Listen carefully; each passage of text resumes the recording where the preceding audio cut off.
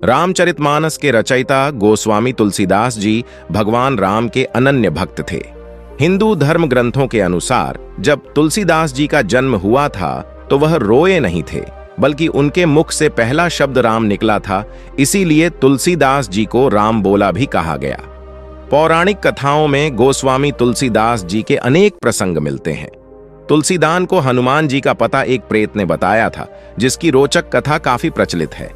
श्री राम की खोज में निकल पड़े तुलसीदास जी की पत्नी का नाम रत्नावली था। जब तुलसीदास जी का विवाह रत्नावली से हुआ तो वह उसके आकर्षण में इतना खो गए थे कि उन्होंने बाहर की दुनिया को भुला दिया। इससे परेशान होकर रत्नावली अपने मायके चली गई, लेकिन तुलसीदास जी भी पीछे पीछे वहां पहुंच गए। तब उनकी पत्नी ने ऐसे ऐसे वचन बोले कि उनका वैराग्य जाग उठा और वो श्री राम की खोज में निकल पड़े।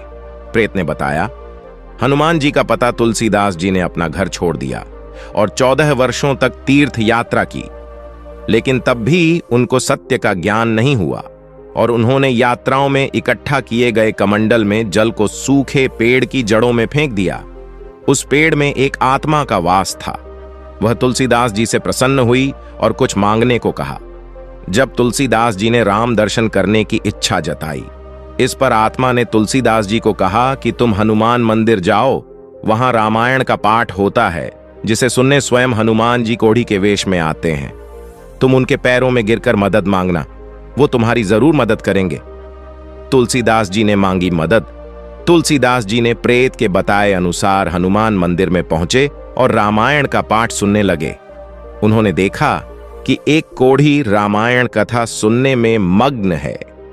तुलसीदास जी समझ गए और वह उनके पास पहुंच गए।